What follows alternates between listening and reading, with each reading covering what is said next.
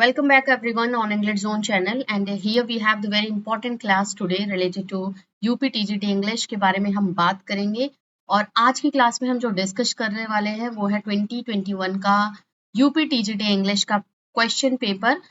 पूरे क्वेश्चन का डिस्कशन यहाँ पे आप सभी एस्पिरेंट्स के लिए होगा इंपॉर्टेंट फैक्ट के साथ में। तो 2021 में जो UPTGT इंग्लिश का पेपर हुआ है उसका डिस्कशन आज हम यहाँ करेंगे, उसके क्वेश्चंस को डिस्कस करेंगे इस क्लास में। तो चलिए very first question we have here on the screen, उसको देख लेते हैं। Which work has been called by Shakespeare as the first year of my invention? You have to go for the right answer of this question, friends. And the options we have here: Hero and Leander, The Rape of the Lucrece, Venus Adonis, या है Comedy of Errors. Answer is option C.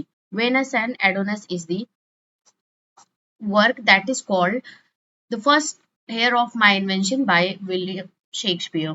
तो ये Venus and Adonis की बात करते हैं तो दोनों जो पोएम्स है Venus and Adonis and rape of the Lucrece, दोनों जो है वो नैरेटिव पोएम्स हैं, विलियम वर्ड्सवर्थ ने लिखी हुई है और ये early phase of his literary career ये उन्होंने लिखा हुआ है। तो इसके बारे में चलिए थोड़ा सा डिटेल में डिस्कस कर लेते हैं व्हाट वीनस एंड एडोनिस के बारे में। This is a narrative poem जो कि पब्लिश हुआ है 1593 में and this is poem is written in iambic pentameter. Rhyme scheme की बात कर लेते हैं, ABABCC।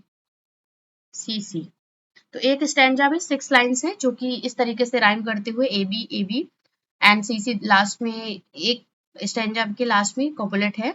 तो ये जो पोएम है नैरेटिव पोएम है जिसमें वीनस और गॉड वीनस जो कि लव की गॉड होती है और गॉडेसेस होती है उनके बारे में बात हुई है और एडोनिस के बारे में बात हुई है। तो ये तो एक love story, erotic love story है जिसके बारे में इस नैरेटिव पोएम ने शेक्सपियर ने लिखा है, वीनस एंड एडोनिस। तो बात कर रहे हैं कि first year of my invention, this is the work of Venus and Adonis, जिसको शेक्सपियर ने अपने first year of my invention के लिए उसको काउंट किया है। Next one we have the question number, the character Ophelia and Gertrude appears in Shakespeare's play। बहुत ही important है, बहुत इजी क्वेश्चन है। तो देखिए क्वेश्चन का जो लेवल होगा वो मॉडरेट टू डिफिकल्ट होगा। मोस्टली आपको जो क्वेश्चंस मिलेंगे वो आपको थोड़े से जो ट्रिकी लगेंगे वो आपको ग्रामर पार्ट में लगेंगे और कुछ क्वेश्चंस यहाँ पे जैसे आपका विलियम शेक्सपियर के कुछ ऐसे क्वेश्चंस हैं डिफिकल्ट लेवल के, जॉन गाल्स वर्दी से एंड स्पेशली विलियम वर्ड्सवर्थ से रिलेटेड एमसीक्यूज थोड़े से आपको डिफिकल्ट लेवल के मिल सकते हैं, but most of them are would be in a moderate form. तो ये कैरेक्टर जो है Ophelia and Gertrude, they are from the play Hamlet. Option B is the correct answer of the question number 2 we have. Number 3 देख लेते हैं। Will no one tell me what she sings? Perhaps the plaintive numbness flow the above mentioned line appears in. You have to go for the right answer, friends. And the answer की बात करते हैं, we have the here, that is option C, the solitary reaper। किसका work है? This is the work of WW, William Wordsworth का work है ये। Next one we have the question number 4, which of the following is a mismatched? इन चारों option में से mismatched कौन सा ऑप्शन है आपको बताना है। William Shakespeare true love and William Shakespeare से बिलोंग करता है ट्रू लव, विलियम शेक्सपियर से कार्पे डियम बिलोंग करता है, वर्ड्सवर्थ से रिवोल्यूशन बिलोंग करता है, या आपका है वर्ड्सवर्थ से written in early spring. Which is mismatched, ये आपको बताना है कौन सा नहीं राइटर्स में से बिलोंग करता है। Option C, Wordsworth revolution. Here we have number question number 5. What is the meaning of the word mercenary? ये वर्ड है mercenary, इसका मीनिंग क्या होता है आपको इसका आंसर देना है। जिससे देखिए ये थोड़ा सा डिफिकल्ट लेवल का एक क्वेश्चन बन गया है। तो ये ऐसे कुछ क्वेश्चंस आपके जिसके मीनिंग या आपका ग्रामर पार्ट से वो चीज पूछ सकता है। तो यहाँ पे इस mercenary जो वर्ड है इसका मीनिंग क्या होगा आपको बताना है। इंग्लिश में इसका मीनिंग क्या होगा? The motive to earn money, या है an office without pay, business of machinery, या है आपका ऑल ऑफ दीज। इन चारों ऑप्शंस में से आपको करेक्ट आंसर देना है। देखिए बिजनेस यहाँ मशीनरी का नहीं होगा क्योंकि मशीनरी के बारे में बात नहीं हुई, मर्सरी के बारे में बात हो रही है। तो इन ऑप्शंस में से option A is the correct answer. The motive to earn money, एक वो इंसान जो केवल पैसा कमाना चाहता है, that is called mercenary. Mercenary की बात जो हो रही है यहाँ पे, जो सिर्फ क्या है भाड़े, मतलब वो एक तरीके का पैसा कमाने के लिए कुछ काम कर रहा होता है, that is the mercenary. Option A is the answer of the question number 5। We have the 6, Lysander is character in, you have to go for the right answer friends. Option A B C D सभी जो यहाँ पे play हैं they all are from Shakespeare's drama. And आपको यहाँ पे जो answer देना है वो कैरेक्टर के बारे में पूछा जा रहा है। Answer is option A, a midsummer night's dream. Comic play है शेक्सपियर का, इसी से बिलोंग करता है ये character Lysander. Next number 7 question, identify the error part in the following sentence, consider the 4 options comprising the complete sentence. आपको बताना है कि किस पार्ट में एरर है इस सेंटेंस में। और ये चारों जो ऑप्शंस है ये किसी एक सेंटेंस के लिए बात कर रहे हैं, कोई एक सेंटेंस क्रिएट कर रहे हैं चारों जो ऑप्शंस हैं, और आपको बताना है किस पार्ट में एरर है। Rajiv was happy that Sanjay and his sister was going on the same train next day. तो आपको इन चारों ऑप्शंस में से किस ऑप्शन में गलती है वो बताना है। Answer is option B, that Sanjay and his sister was going नहीं होगा, यहाँ पे होगा वर गोइंग, तो इसलिए यहाँ पे ये गलती है। Option B is the correct answer of the question number 7। Option B में यहाँ पे एरर है क्योंकि वॉच की जगह पे जब यहाँ पे एंड सेंटेंस आ गया तो ये दोनों जो सब्जेक्ट्स हैं ये एंड से अगर जुड़े हुए हैं देन यहाँ पे हमारा हेल्पिंग वर्ब जो होगा वो हमारा वर्ड होगा, ना कि वॉज। वो भी हमारा प्लूरल में जाएगा क्योंकि एंड जो है वो प्लूरल को इंडिकेट कर रहा है यहाँ पे। Next number question number 8, the correct spelling is.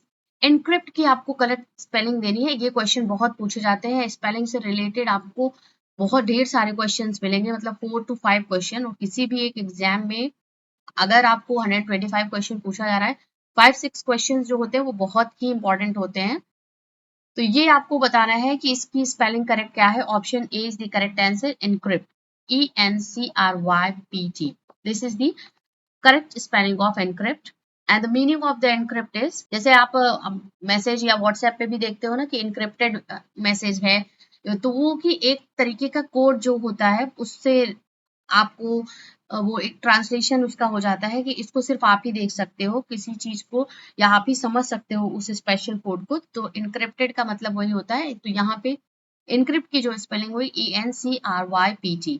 Answer option A is the correct of question number 8। Number 9, mark the part with the error, read the 4 options as the part of the given sentence। तो चारों options को फिर से आपको एक sentence के वे में पढ़ना है and you have to find out which part of the sentence is wrong या which option is here given is wrong। Each cigarette which a person smokes does some harm and eventually you may get a serious disease from its effect। तो आपको यहाँ पे answer देना है कि which option has an error। Answer is option C।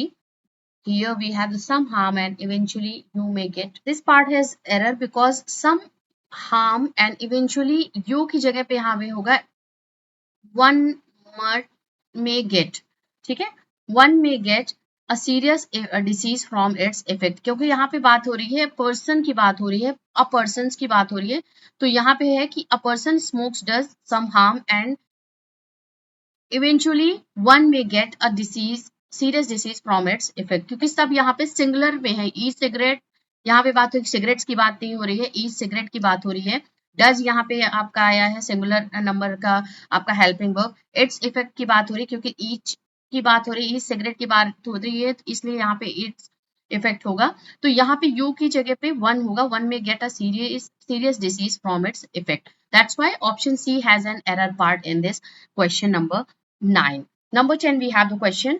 Find out the most suitable preposition from the given options. These boxes are very heavy. They are full dash books with, in, of या from। तो option C correct होगा बिल्कुल ही, क्योंकि किससे भरा हुआ है, books से भरा हुआ है, ऊपर तक भरा हुआ है।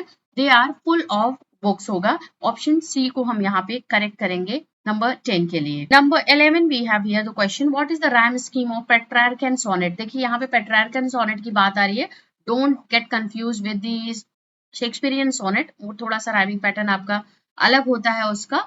और यहाँ पे आपको अब बताना है कि इसका क्या राइमिंग पैटर्न है जो कि हम बात कर रहे हैं यहाँ पे। What is rhyme scheme of Petrarchan sonnet? Answer is option A. A B A B A B A B C D E C D E. This is the correct option of the question number 11. Petrarchan scheme का जो sonnet का scheme होता है, rhyming scheme होता है, that is the option A. Number 12, we have the question. Mark the part of with the error.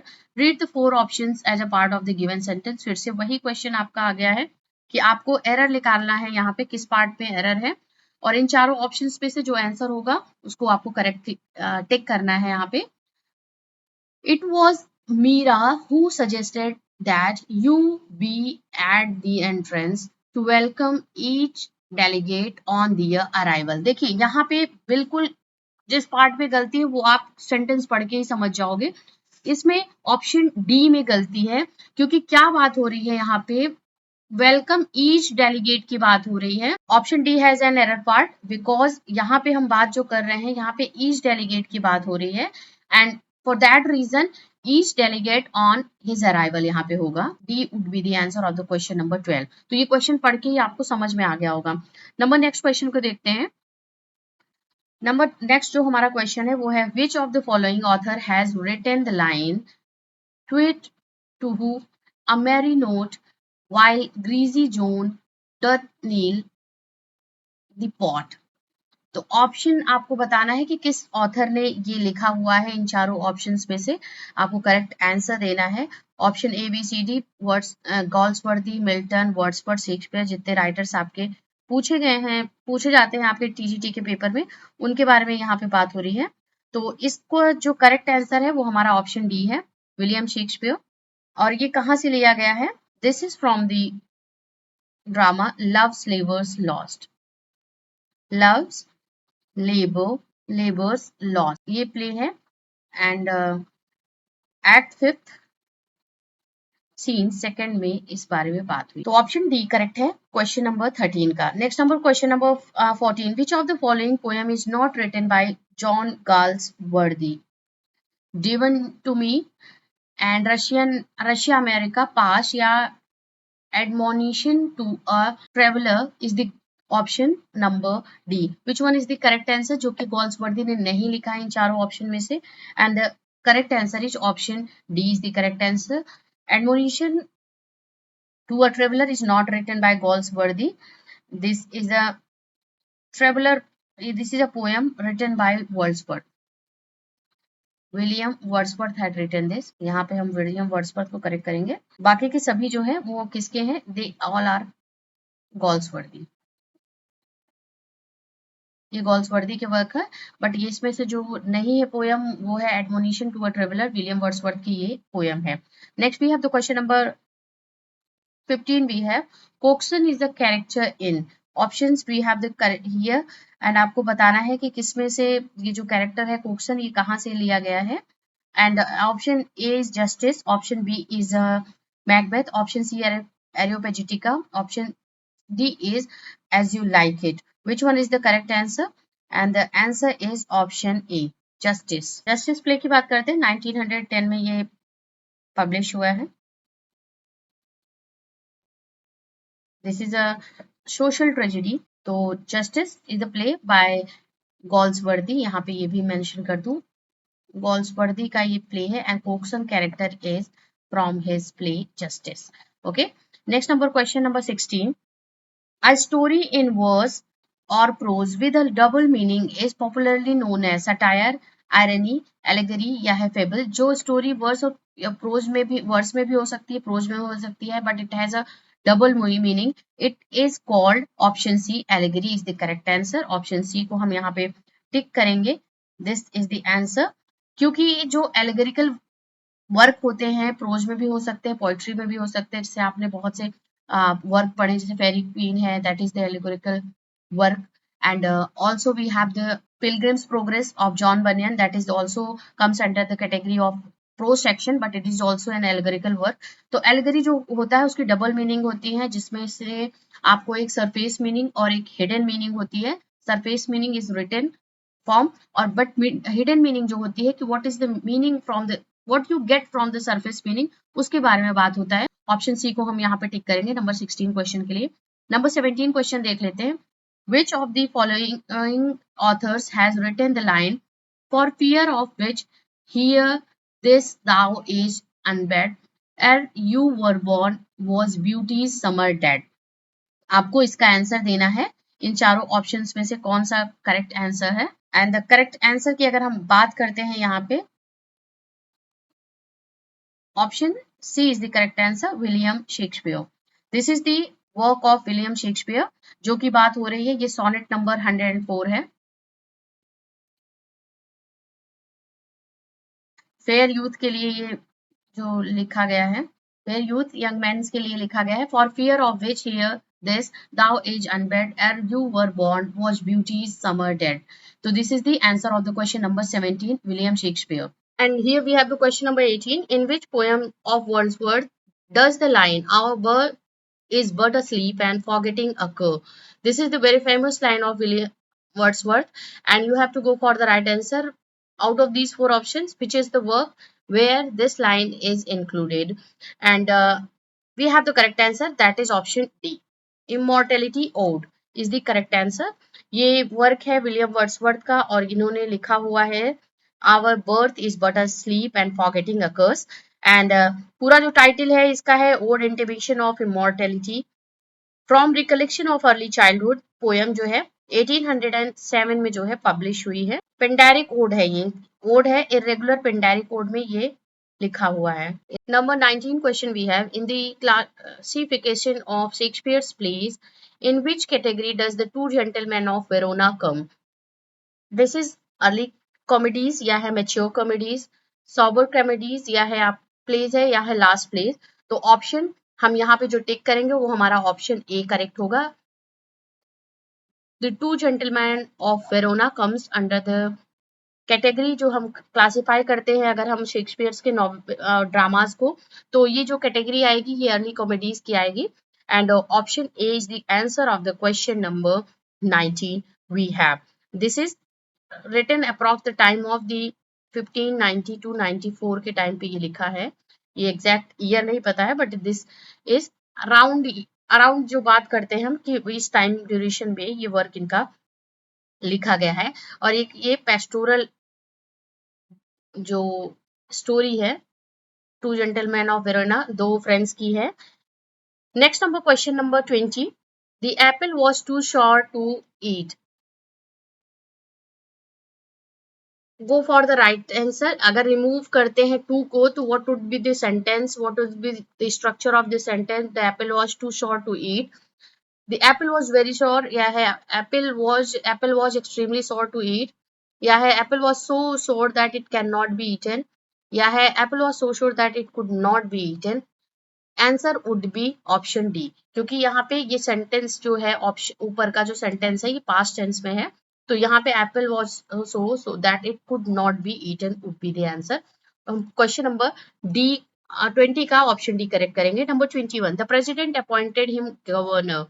Passive voice आपको इसको convert करना है, इस सेंटेंस को पैसिव बनाना है इसका, ये एक्टिव वाइज में है। The president appointed him governor. अब यहाँ पे हम क्या करेंगे, हिम को जो होगा वो हमारा सब्जेक्ट बन जाएगा, he was appointed governor by the president. Option C को हम करेक्ट करेंगे क्योंकि ये सेंटेंस जो है ये किस में है, पास्ट टेंस में है। He the president appointed him governor, that's why option C would be the correct answer, he was appointed governor by the president. Number 21, option C is the correct. And here we have the question number 22. Question 22 जो है, who not love his country, this is the sentence और ये है यहाँ पे assertive sentence में इसको change करना है and the sentence is in interrogative sentence. interrogative sentence है यहाँ पे, क्वेश्चन मार्क लगा हुआ है तो ये क्वेश्चन पूछ रहा है who not love his country। आपको सेंटेंस जो चेंज करना है, जो इसका मीनिंग निकल के आ रहा है वही आपको असर्टिव सेंटेंस में भी आपको मीनिंग वही लेके जाना है। एंड जो बनेगा इसका ऑप्शन ए करेक्ट आंसर होगा, everyone would love his country. Answer option A is the correct answer. चलिए अगले क्वेश्चन को देखते हैं। नंबर 23 क्वेश्चन है यहाँ पे, why should they be blamed by you. ये जो हमारा सेंटेंस है, why should they be blamed by you, ये एक्टिव वाइज में इसको चेंज करना है because this sentence is in passive voice. और जो सेंटेंस हमारा जो है पैसिव वाइज में है तो हम इसको जो सेंटेंस को चेंज करेंगे, ऑप्शन ए को करेक्ट करेंगे, why should you blame them. ठीक है, why should you blame them ये होगा इसका एक्टिव वाइज। और पैसिव वाइज जो है हमारा क्वेश्चन है, why should they be blamed by you. Why should you blame them. तो ऑप्शन ए हमारा करेक्ट आंसर है क्वेश्चन नंबर 23 का। नंबर 24 को देखते हैं। Jack Barthwick is a character in, option आपको यहाँ पे दिया गया है मैन ऑफ प्रॉपर्टी, या है हमारा option B Joscelyn, option C the Island Pharisees, option D silver box. Jack Barthwick का जो कैरेक्टर है वो हमारा ऑप्शन डी करेक्ट होगा। ये प्ले सिल्वर बॉक्स से लिया गया है, गॉल्सवर्दी का प्ले है, जॉन गॉल्सवर्दी। एंड इस प्ले के बारे में बात करते हैं। This is the play written in the year 1906 में ये लिखा गया है, जो है पब्लिश हुआ है। और ये 3 एक्ट कॉमेडी है, ठीक है, 3 एक्ट कॉमेडी प्ले है, क्योंकि मॉडर्न टाइम में कोई भी जो राइटर्स हुआ करते थे, ड्रामेटिस्ट हुआ करते थे, वो 5 यूनिटीज को जो एक है 5 एक्ट में प्ले होना चाहिए था, उसको नहीं फॉलो करते थे।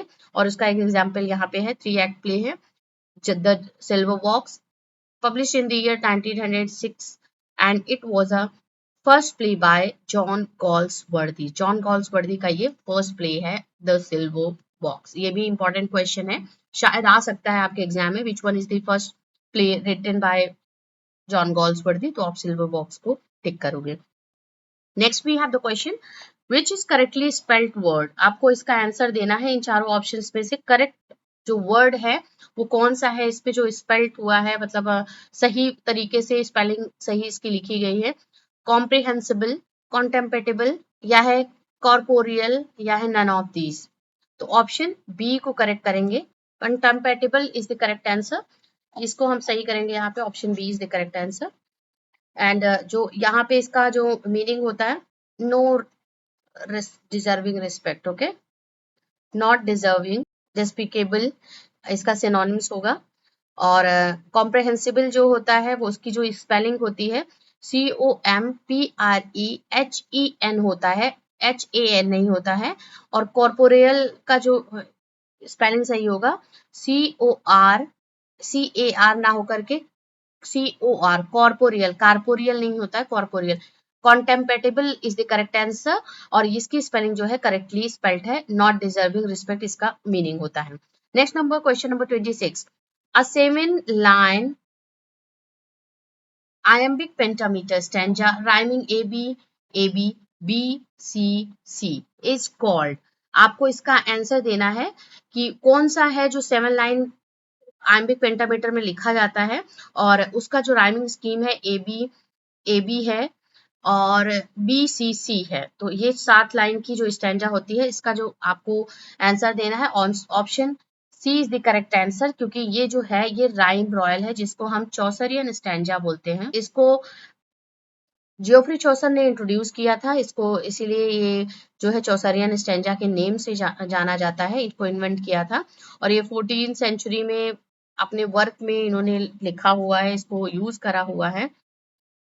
तो option C is the correct answer. Rhyme royal is a 7 line stanza जो कि यूज होती है एम्बिक पेंटामेटर में लिखी जाती है, और इसमें A B B C C rhyming scheme होता है। This is also known as a Chaucerian stanza. Question number 26 का ऑप्शन सी करेक्ट है। नंबर 27 को हम देखते हैं। Which of the following is not written by John Milton. Option आपको यहाँ पे दिए गए हैं, ऑफ एजुकेशन,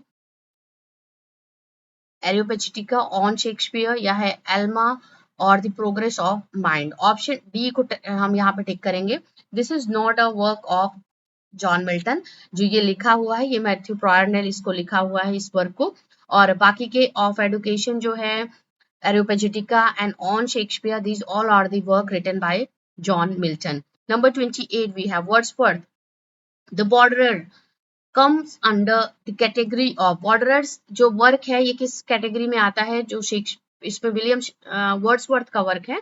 शेक्सपियर और वर्ड्सवर्थ, देखिए यहाँ पे थोड़ा सा फंबल हो रहा है। तो विलियम वर्ड्सवर्थ का वर्क है the borderers, and this comes under the category of prose tragedy, epic, या है verse drama, ode. Option C would be the correct answer. This is a verse tragedy.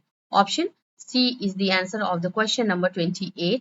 और Wordsworth ने इसको लिखा हुआ है अराउंड दिस 1795 से लेकर के 97 के आसपास ये वर्क लिखा है।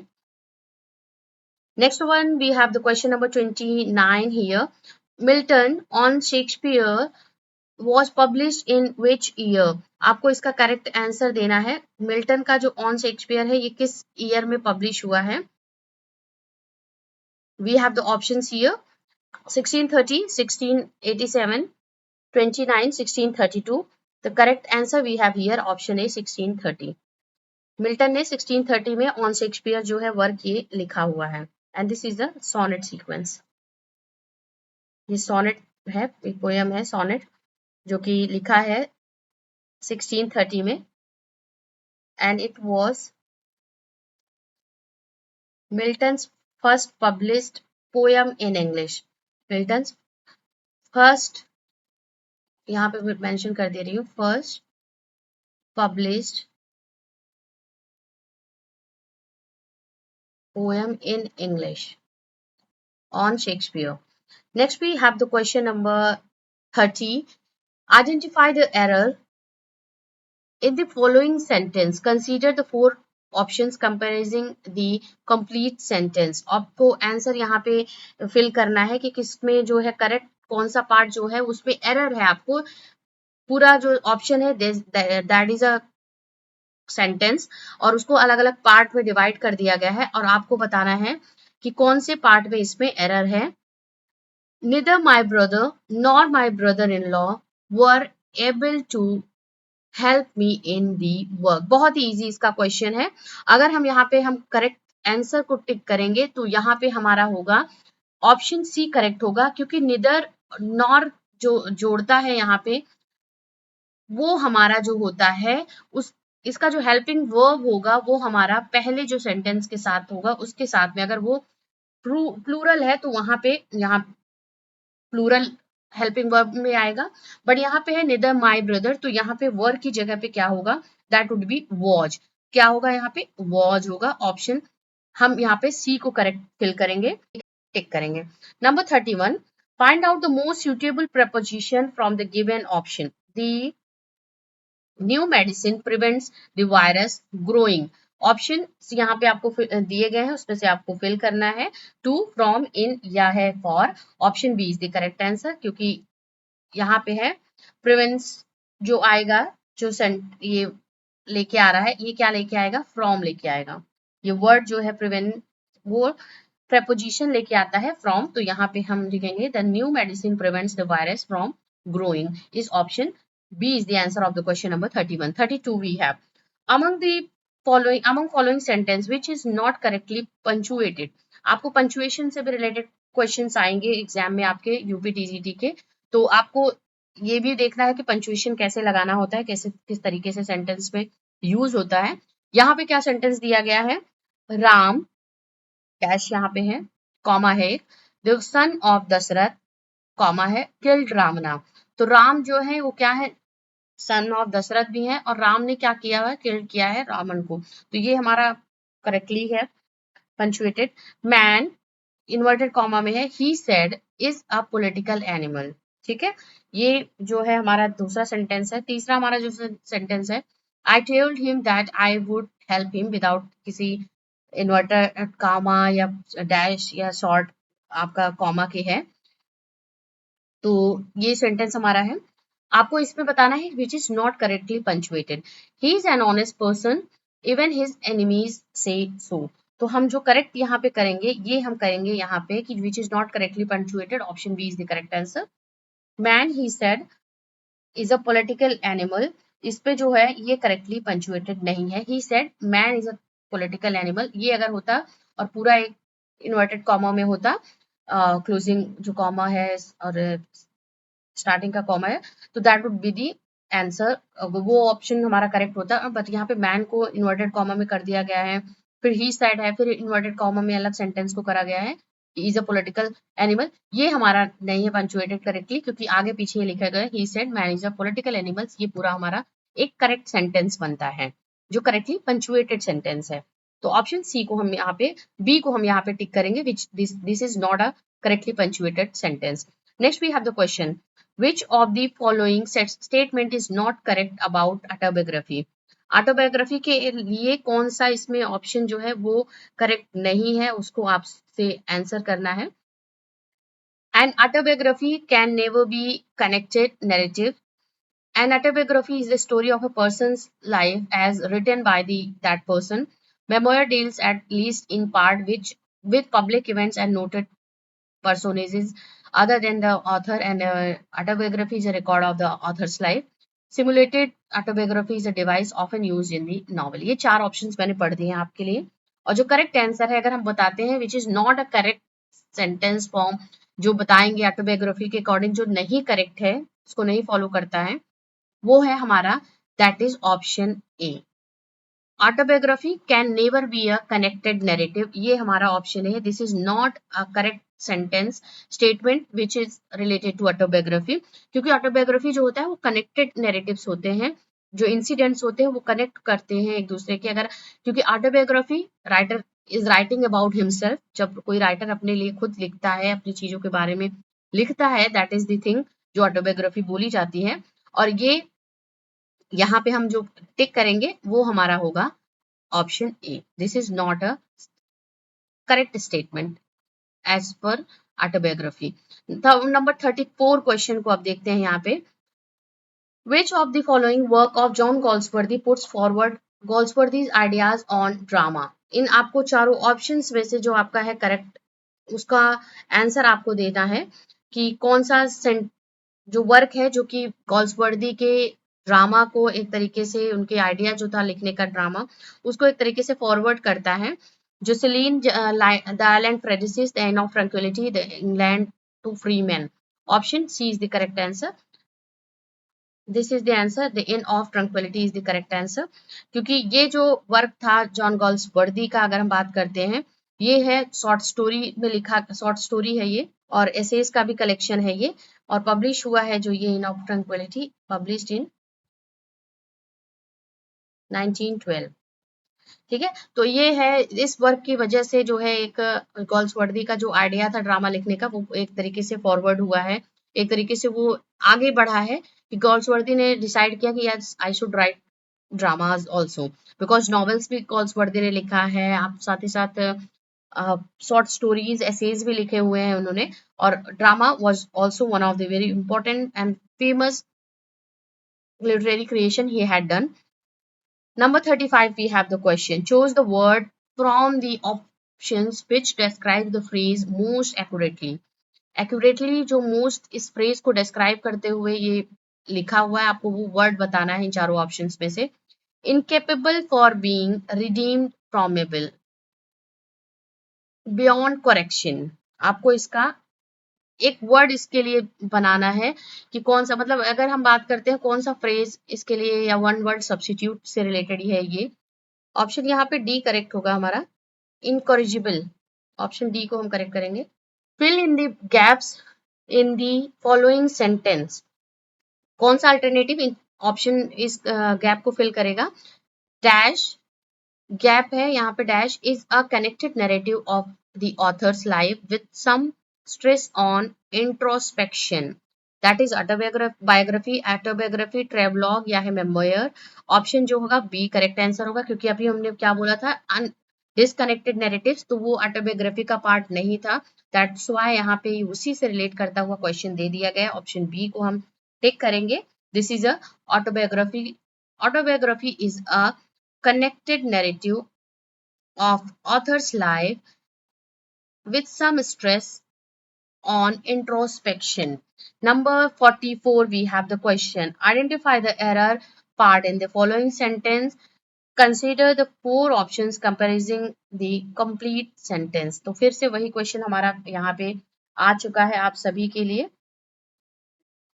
अब चलिए देखते हैं। The number of people applying were so large that the college had to stop issuing application forms. ये पूरा sentence है and you have to tell which option has an error. And the correct answer we have here, the number of people applying were. The number of people को होगा यहाँ पे, तो option B को हम टिक करेंगे क्योंकि इसमें एरर है। अप्लाइंग वॉज होगा क्योंकि नंबर ऑफ पीपल जो है वो क्या है, यहाँ पे हमारा सिंगुलर में होगा, तो विल वर की जगह पे यहाँ पे क्या होगा, वो वॉज होगा, ठीक है। अगर यहाँ पे स्टूडेंट्स होता है, number of people the people होता है या पीपल्स होता, नंबर ऑफ स्टूडेंट्स होता, तो हम यहाँ पे वर लगा सकते थे, बट नंबर ऑफ पीपल है यहाँ पे and that's why option B को हम टेक करेंगे।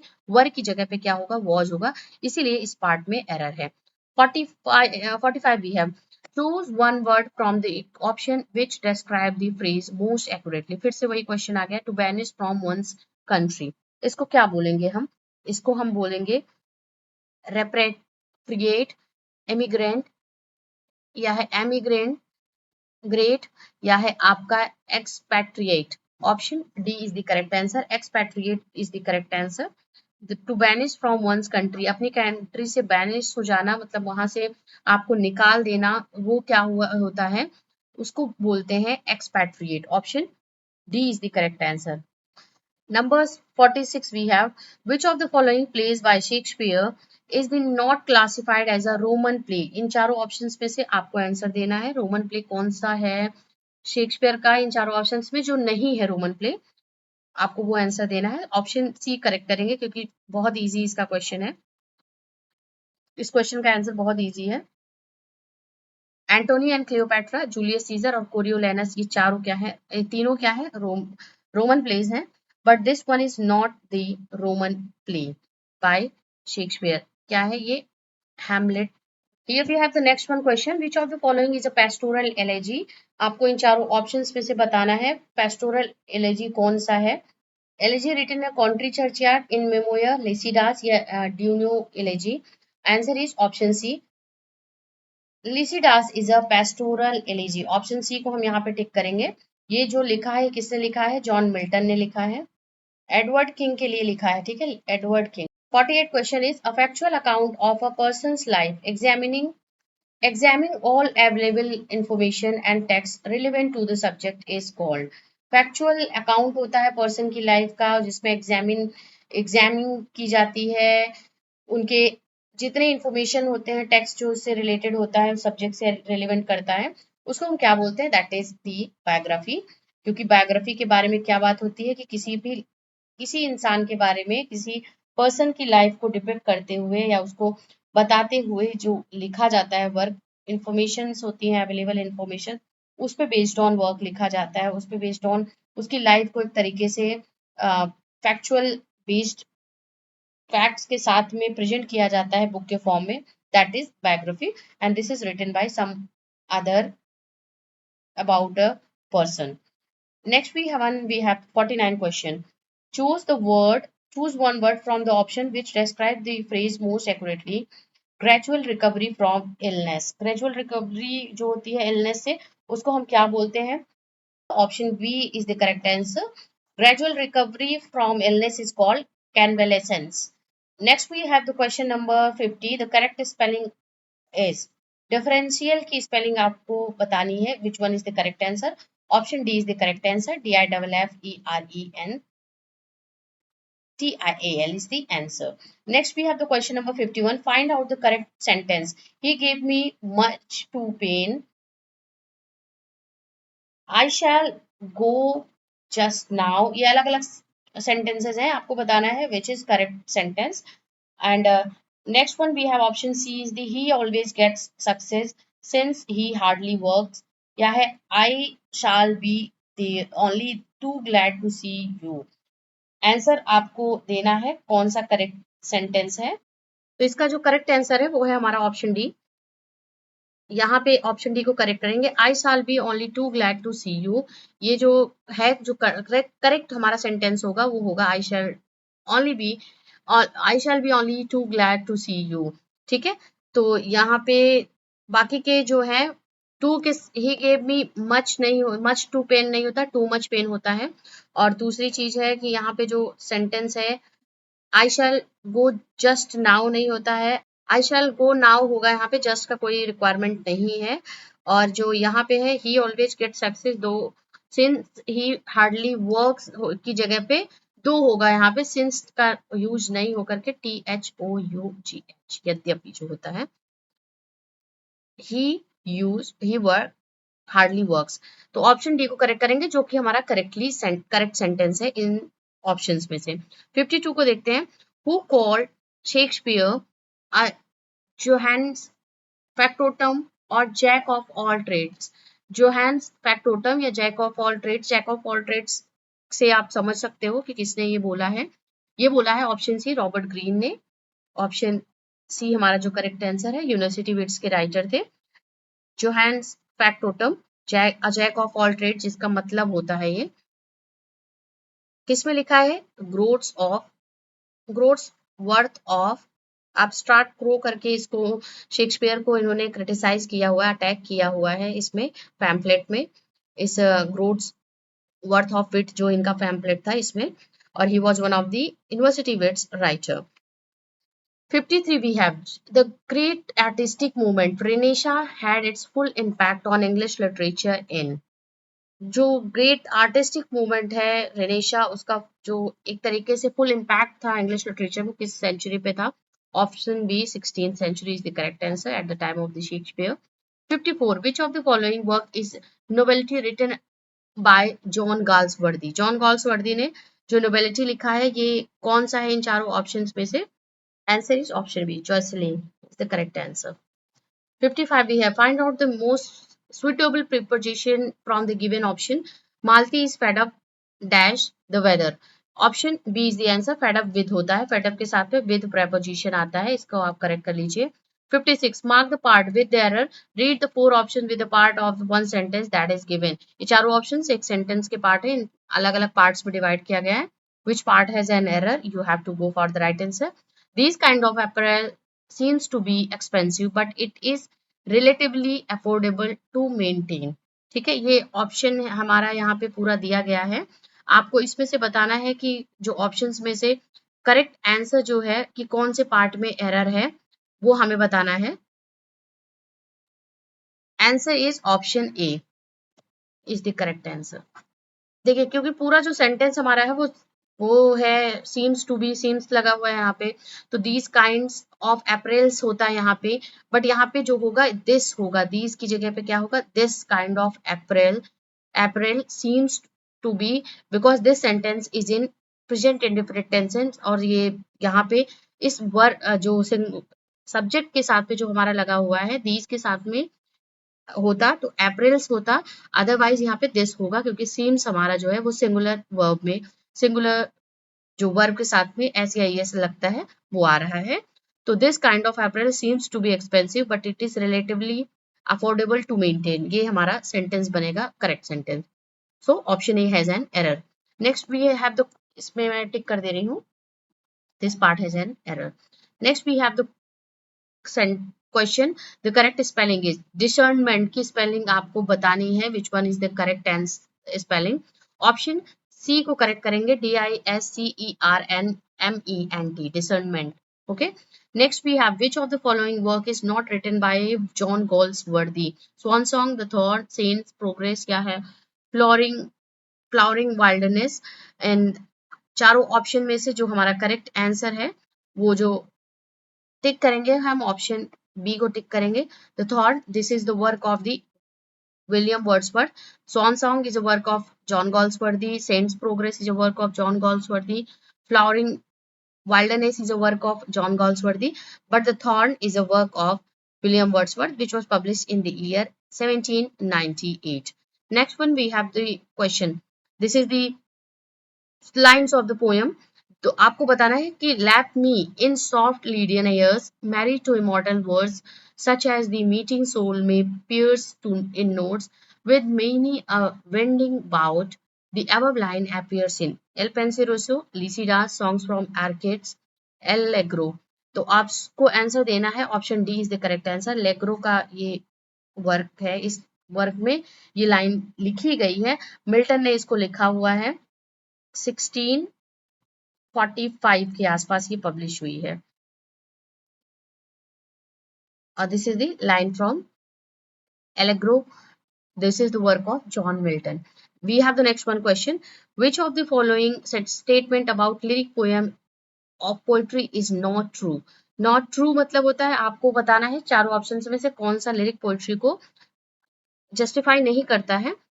इट कंटेन्स 14 लाइन्स, तो यहाँ पे हम इसी को हम करेक्ट कर देंगे क्योंकि यहीं पे हमारा जो है लिरिक पोएट्री नहीं होती, ये सोनेट होता है जिसपे हम 14 लाइन्स की एक पोयम होती है।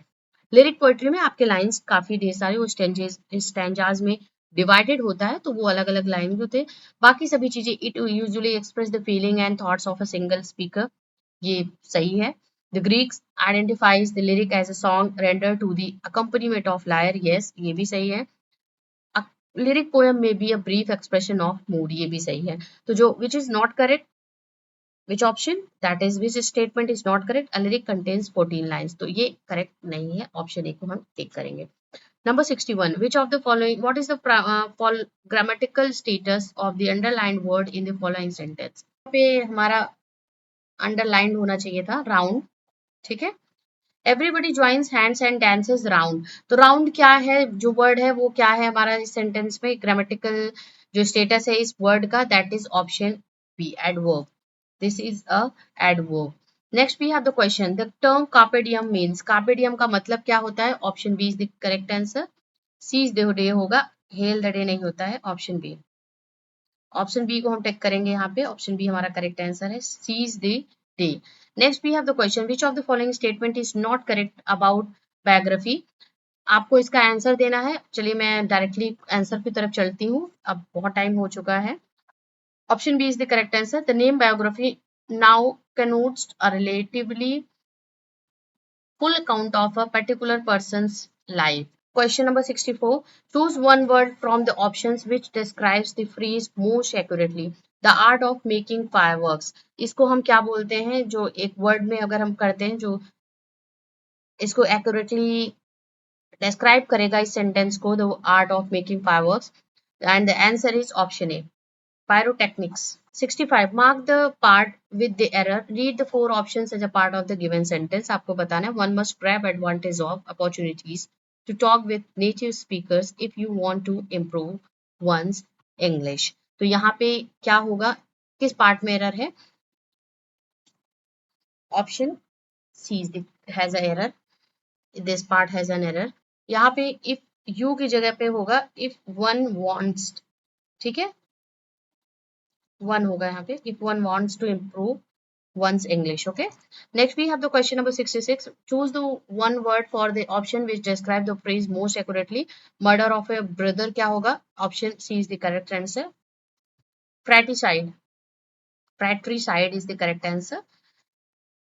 फ्रेटर्निटी होता है ना, तो उससे फ्रैट्रिसाइड बना हुआ है। करेक्ट स्पेलिंग बतानी है आपको, कॉन्सोनेंटल की स्पेलिंग आपको बतानी है, option A is the correct answer. 67 के बाद यहाँ पे 68 से 70 क्वेश्चन तक का आपको बताना है, इसमें प्रपोजिशंस फिल करने होंगे। We divided the property dash several parts, option B into several parts, ठीक है, क्योंकि बीच में किसी के नहीं, कई हिस्से में बंटना है, तो इनटू होगा यहाँ पे, option B is the correct answer.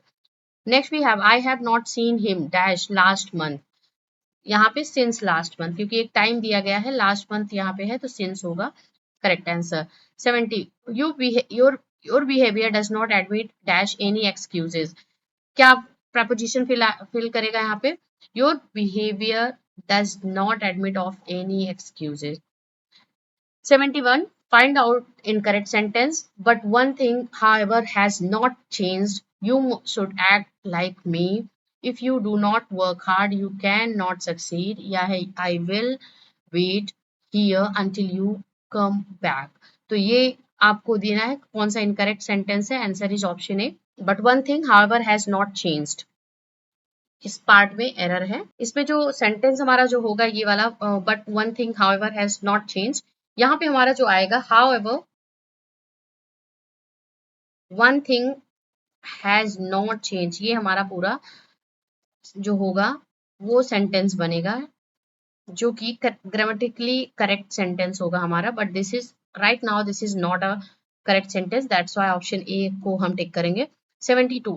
A fable is a called, is also called parable, proverb, apologue या exemplum, option C is the answer, apologue बोलते हैं फेबल को, जिसमें कोई एक मॉरल स्टोरी के साथ में, मॉरल कॉन्सेप्ट्स के साथ में एनिमल्स को एज ए कैरेक्टर उसमें शो किया जाता है और एक मॉरल किसी न किसी मोटिव के लिए उनको वो कैरेक्टर्स दिए जाते हैं और ऐसे वर्क्स लिखे जाते हैं.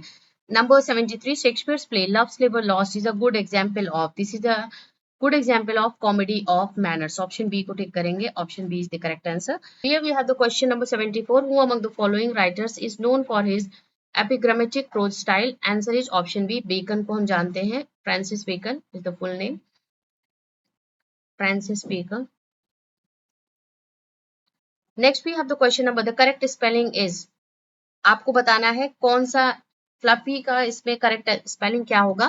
Option C is the correct answer. Fluffy बोलते हैं ये FLUFFY. फ्लफी नहीं होता है, फ्लफी बोलते हैं.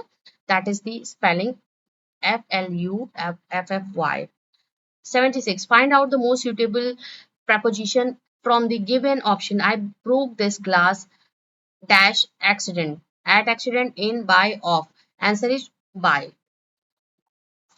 Next we have the 77. The line "Thy soul was like a star and dwelt apart" appears in. This is from London. William Wordsworth का ये वर्क है. WW यहाँ लिख दे रही हूँ मैं. विलियम वर्ड्सवर्थ का वर्क है. Number 78. The line "They also serve who only stand and wait" occurs in which of the following poems? We have the option B is the correct answer. On his blindness. Milton का work है. इससे ली गई है ये line. They also serve who only stand and wait. 79. Who refers William Wordsworth as an ever-enduring man? This was referred by whom to William Shakespeare? This was referred by option D. S.T. Coleridge, his colleague. 80th question है. Find out the most suitable preposition from the given option. It was very generous you to offer to help me. It was very generous of you. Option B generous of लेकर के आता है. उदारता के बारे में बात हो रही है. Question number 81. Thou hadst a voice whose sound was like the sea, pure as the naked heavens, majestic free. This above line are written for. This is written for Milton. Option C को tick करेंगे हम यहाँ पे. And this is written for Milton by Wordsworth. Wordsworth ने लिखा है किसमें? London 1802 में लिखा है. ये विलियम वर्ड्सवर्थ का वर्क है. Okay. Next we have the question. The meaning of the word indignation is. Indignation का जो मीनिंग है वो क्या है? डिग्निटी, डिस्गस्ट, डाइवर्जन या anger with surprise. Answer is option D. Anger with surprise. Indignation is the meaning of the word anger with surprise. 83. What is the grammatical status of the underlined word in the following sentence? There was a great round of applause. Noun, adjective, adverb या verb है? क्या है? Correct answer दीजिए. What kind of parts of speech कौन सा है इसमें? Answer is option a noun. There was a great round of applause. ठीक है, यहाँ पे नाउन है. Next we have the question. A dramatic monologue is a type of poem that contains. Option C is the correct answer. One imaginary speaker talking to an imaginary audience. ठीक है, एक imaginary जो speaker होगा उसको ऐसा लगेगा जैसे मेरे सामने ऑडियंस बैठी है, कोई बैठा हुआ है जिसको मैं चीजों को बता रहा हूँ. उसकी बातों से ऐसा लगता है जो भी वो चीजें पोएम एक्सप्लेन करता है. नेक्स्ट वी हैव 85 से 86 क्वेश्चन को इसी फॉर्म में करना है. Correct the form of the identify the correct form of verb phrase out of given choices as so as to complete following sentence. I be there, situation be different. आपको बताना है कि यहाँ पे बी का कौन सा फॉर्म आपका होगा, जो वर्ब का कौन सा फॉर्म होगा जो कि सेंटेंस में फिट बैठेगा. Answer is option C. Had I been there, situation would have been different. Option C is the correct answer. अगर मैं वहां होता तो सिचुएशन क्या होता? सिचुएशन कुछ अलग होता. तो यहाँ पे had I been there, situation would have been different. 86. The boss wanted to know dash done the job.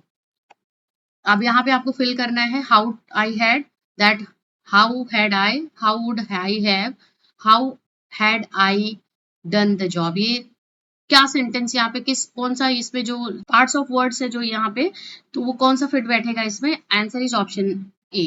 The boss wanted to know how I had done the job, क्योंकि यहाँ पे वर्ब इसमें पास्ट में है तो यहाँ पे भी पास्ट में होगा, how I had done the job. तो इसमें प्रेजेंट इंडिफिनिट, पास्ट इंडिफिनिट के साथ पास्ट परफेक्ट टेंस होगा। तो यहाँ पे I want, the boss wanted to know how I had done the job. 80, तो 86 का जो करेक्ट आंसर है वो हमारा ऑप्शन ए करेक्ट है। 87, identify the error part in the following sentence, consider four options comparison the complete sentence. 15 miles are long way to walk, answer is option B 15 miles। Miles यहाँ पे verb नहीं होगा, ये singular form है तो यहाँ पे इज होगा, is long way to walk, option B को करेक्ट करेंगे। This has an error part, तो यहाँ पे आर की जगह पे क्या होगा, इज होगा, आर नहीं होगा, ये इज होगा। 88, as a dramatist John Galsworthy belongs to the, answer is option C realist tradition of Jones and Pinero. 89, what is the grammatical status of the underlined word in the following sentence? अब देखिए यहाँ पे round round word जो दिया गया है, तीन जगह पे आपने राउंड वर्ड देख लिया है, अलग अलग सेंटेंस में अलग अलग यूज किया गया है राउंड का। Vasco da Gama was the first to round the Cape of Good Hope. अब राउंड को यहाँ पे आप क्या कंसीडर करोगे, आपको उसका आंसर देना है to round, that is option D, verb है यहाँ पे फर्स्ट टू राउंड, ठीक है, वर्ब के फॉर्म में यहाँ पे राउंड को यूज करा गया है। 19th क्वेश्चन है, which of the following statement is true about the closed drama, closed drama के बारे में, that is a closed drama intended to be read rather than to be staged in theater, option C correct करेंगे, क्योंकि closed drama जो होता है उसको perform नहीं करते, उसको पढ़ने के लिए होता है। 91 we have the prose, Gothic novel denotes, Gothic novel में क्या चीजें होती हैं, medieval type of architectural work होता है, a type of prose fiction which has not set in the middle, which has been set in the middle ages, often suffused with gloomy castle, a novel full of mysteries and modern age, a type of fiction with exotic setting, option B correct होगा, क्योंकि ये जो fiction होता है, pros fiction work होता है, middle age की इसकी सेटिंग होती है, ऐसा मेडिवल थीम के साथ में, स्ट्रक्चर के साथ में इसको सेट किया जाता है इस तरीके के नॉवेल्स को, और एक ग्लूमी कासल या एक डेजर्टेड प्लेस को लेकर के ऐसी बनाई जाती है जहां पे थोड़ा सा हॉरर रिलेटेड चीजें होती है, तो Gothic novel related is that kind of work. 92, find out the antonyms of the word ample, ample जो वर्ड है उसका एंटोनिम क्या होगा, आपको इसमें से एनफ, एम्पल का जो एंटोनिम, एम्पल मीन्स होता है बहुत ज्यादा, ठीक है, एम्पल अमाउंट जो बोलते हैं हम यहाँ पे, तो इसका जो मीनिंग होगा वो मीगर होगा, ऑप्शन जो एंटोनिम्स होगा वो मीगर होगा, option B is the correct answer. 93, find out the appropriate transformed exclamatory sentence of the following assertive sentence, we had a very merry time of it last night। तो इसको हमको exclamatory sentence में इसको convert करना है, transform करना है, इस सेंटेंस को जो दिया गया है असर्टिव सेंटेंस में, आपको बताना है which one is the correct answer. देखिए ये पास्ट टेंस में है तो यहाँ पे हम पास्ट का ही यूज करेंगे, और ये जो करेंगे option C, what a merry time we had of it last night, option C, what a merry time we had of it last time, this night नहीं होगा, लास्ट, क्योंकि यहाँ पे लास्ट नाइट की बात हो रही है तो लास्ट नाइट होगा, तो ये तो दोनों सेंटेंस अपने आप ही ओमिट हो जाएंगे क्योंकि ये प्रेजेंट में है, दिस नाइट की जगह पे यहाँ पे ये कट हो जाएगा, इसकी वजह से ये लास्ट नाइट होगा, ओके, ऑप्शन सी को करेक्ट करेंगे। 94, in the first folio edition of Shakespeare's drama which play was omitted, चारों ऑप्शंस में से ऑप्शन बी को करेक्ट करेंगे, Pericles was not published when the first folio in 1623 came of William Shakespeare's dramas, then Pericles was not in that. So Pericles was omitted from first folio edition of Shakespeare's drama. 95, my views may be different dash yours but you should not be indifferent dash your interest, इसमें आपको बताना है कि कौन सा correct fill होगा, option that is option B, my views may be different from yours but you should not be indifferent to your interest, okay, option B को हम यहाँ पे टिक करेंगे 95 क्वेश्चन के लिए, that is the answer. 96, we have pick out the correct preposition from the option given below, each of the sentence so as to complete them, we did not get home dash 2 a.m. यहाँ पे होगा till 2 AM, ठीक है। We did not get home till number 97 in the Forsyte saga. The Forsyte belongs to option B is the correct answer. A typical city family इससे belong करता है। Forsyte जो है, Forsyte saga में Forsyte जो belong करते हैं लोग यहाँ के, वो typical city family से belong करते हैं जो इसमें characters हैं। 98 which of the following statement is correct about autobiography? ये है हमारा option D. The first fully developed autobiography is also most influential, The Confessions of St. Augustine, written in 4th century. It was written by great authors on the life of fellow authors. नहीं होता है, ये तो बिल्कुल correct wrong है. It was written by a scholar on the life of fellow scholar. No. It was a memoir. No. तो correct कौन सा आंसर होगा? भले ही आपको ये आंसर ना आता रहे कि कौन सा है, क्या ये सच है कि the confession of Saint Augustine written in the 4th century ये first develop fully developed autobiography है? नहीं भी पता है, लेकिन आपके तीनों ऑप्शंस जो हैं वो बिल्कुल गलत हैं ऑटोबायोग्राफी के रिगार्डिंग। दैट्स वाई हम ऑप्शन डी को अपने आप टिक कर देंगे करेक्ट आंसर, अगर हमें आंसर भी ना आता रहे इस क्वेश्चन का तब भी। ओके, तो इस तरीके से कभी कभी ऑप्शंस आपके ऐसे बनाए जाते हैं, ऑप्शंस ऐसे पिक किए जाते हैं क्वेश्चंस में, जो कि आपका जो एक आप थोड़ा सा अपना माइंड ब्रेन यूज करोगे तो आपको बिल्कुल वो आंसर पता चल जाएगा। 99 question, Falder is a character in which of the following plays by John Galsworthy? Answer is option B, Justice में फेल्डर का कैरेक्टर है। जस्टिस प्ले आपने जरूर पढ़ा होगा। 100 question, which of the figure speech do we see in the following expression? Alone, alone, all alone, alone on a wide, wide sea. तो कौन सा इसमें फिगर ऑफ स्पीच यूज हुआ है? आपको इसका आंसर देना है। Option B alliteration is the correct answer, क्योंकि इसमें किसका यूज हो रहा है?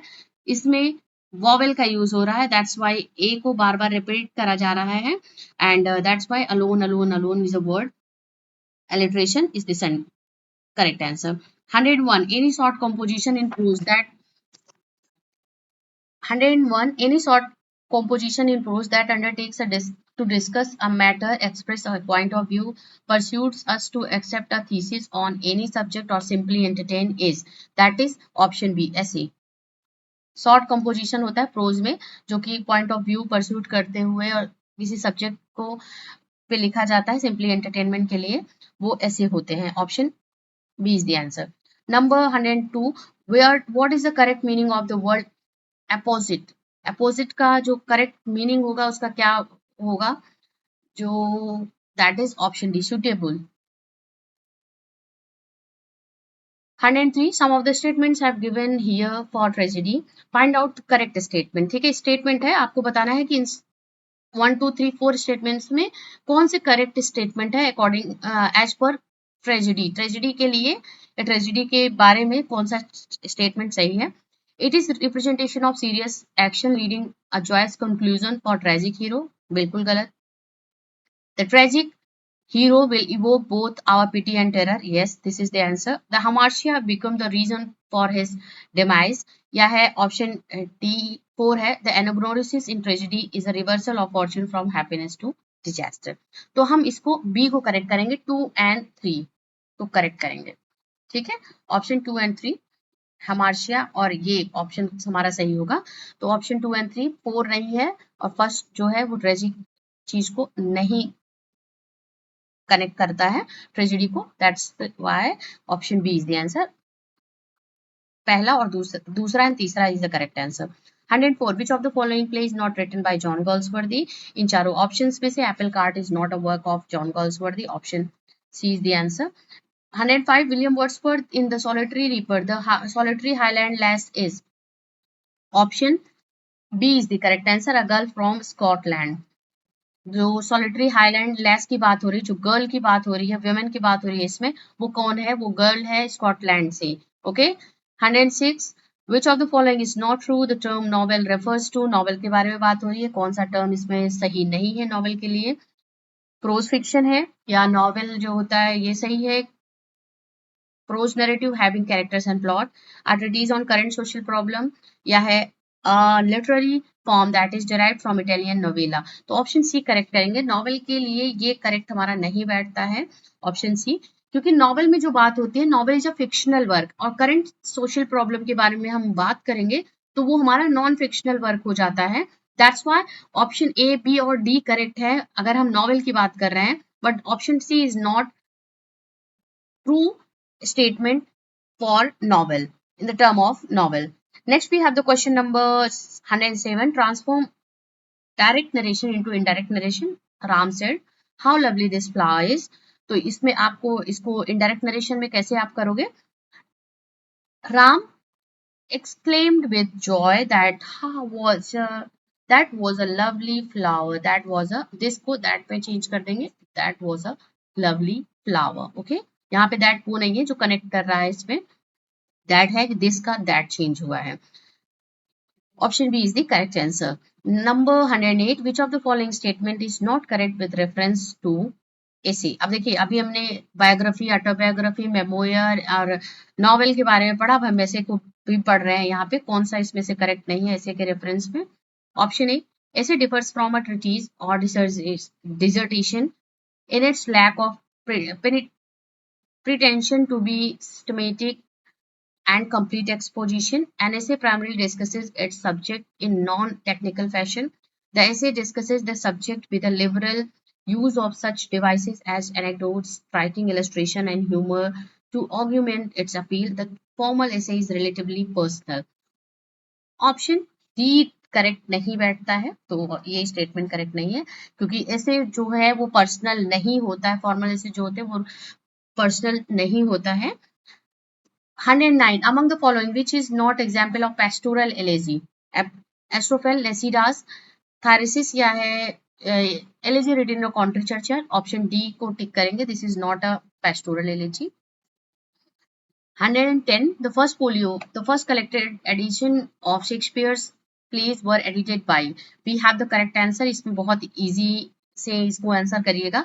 Option D, Heminges and Condell, जो उनके फ्रेंड होते हैं शेक्सपियर के, वो एडिट करते हैं फर्स्ट फोलियो का जो एडिशन आता है 1623 में. Okay, next we have the question. Which of the following plays by Shakespeare does not belong to the last phase of his literary career? Much Ado About Nothing. Option A को correct करेंगे. ये बाकी तो तीनों क्या है, last phase से belong करते हैं. 112. Which figure of speech do we see in the following expression? He was a good teacher but a poor student. कौन सा फिगर ऑफ स्पीच है इसमें? इसमें हम जो करेंगे दैट इज एंटीथेसिस. एक ही सेंटेंस में दो विरोधाभास जो बातें होती दोनों चीजें साथ में होती हैं. He was a good teacher but a poor student. 113. Which of the figure of speech do we see in the following expression? 10,000 saw I at a glance. That is hyperbole. Option B. 114. Which of the following statement is correct about memoir? देखिए memoir के बारे में भी आ गया. अब यहाँ पे हम अगर करेंगे तो ऑप्शन ए को करेक्ट करेंगे. memoir emphasis is not on the author developing self but on the people and event that the author has known. हाँ, मेमोयर वही चीज होती है कि जब किसी चीज के बारे में कोई एक चीज मेमोराइज करके अपने लाइफ के पार्ट को जिनसे वो मिला रहता है, जो ऑथर होता है उनसे वो मिला है, उसका कुछ एक इन्फ्लुएंस पड़ा है उसके ऊपर, तो उस इवेंट और उस चीज को जब अपनी किताब में अपने कहीं पे वो लिखता है तो दैट इज द मेमोयर. और memoir is not the another name of autobiography. Memoir is not another name of biography. Memoir is not always episodic and memoir जो होता है वो एपिसोडिक नहीं होता है, वैलिड फॉर्म में नहीं होता है. ऑप्शन ए करेक्ट है कि this is the correct expression about memoir. जब ऑथर अपनी चीजों के बारे में नहीं लिखता और साथ ही साथ वो उस चीज को इवेंट जो उसकी लाइफ में उसके हुआ रहता है इवेंट या किसी लोग पीपल से मिला रहता है, किसी लोग से मिला रहता है जो उसका इन्फ्लुएंस उसके ऊपर पड़ता है, तो वो मेमोयर बोला जाता है. और उसको याद करते हुए जब वो कहीं पे लिखता है किसी बुक में. 115. Which of the following work is not written by John Milton? इन चारों ऑप्शंस में से option C, the inner vision is not a work of John Milton and this is a work of William Wordsworth. The inner vision is a work of William Wordsworth. बाकी other works जो है वो John Milton के हैं. 116. The correct spelling is, gynaecologist की सही spelling आपको बतानी है. Option D is the correct answer. GYNAE, gynaecologist. ठीक है, ये हमारा करेक्ट आंसर है 116 का option D. 117. Which of the following is not a major characteristic of a ballet? Answer is option C, it is comic in nature. Ballad में comic in nature नहीं होता है। बैलेड जो फॉर्म में poetry लिखी जाती है वो सीरियस होती है। म्यूजिक एक स्टोरी होती है जो कि म्यूजिकल अकम्पनीमेंट के साथ में होती है, म्यूजिकल इंस्ट्रूमेंटल के साथ में होती है, सिंगल एपिसोड में लिखी जाती है and it is told through dialogues and actions. तो बैलेड में जो होता है वो जो लिखा जाएगा वो डायलॉग और एक्शन के थ्रू ही लिखा जाता है। ऐसा लिखा जाएगा कि वो एक किसी एक्शन के बारे में बात कर रहा है। तो ऑप्शन सी करेक्ट होगा, which is not a major characteristic of ballad. It is in comic in nature, is not a characteristic of ballad. 118. Transform the following sentence into exclamatory sentence. This story is very beautifully told. ठीक है, आपको बताना है इसका how beautifully this story is told. Option D is the correct answer. Option D. 119. Direction है in the options A, B, C, D are given. Find out which of the correctly spelled. इन पे बताना है कौन invertebrate में बताना है which one is the correctly spelled, कौन सी spelling सही है।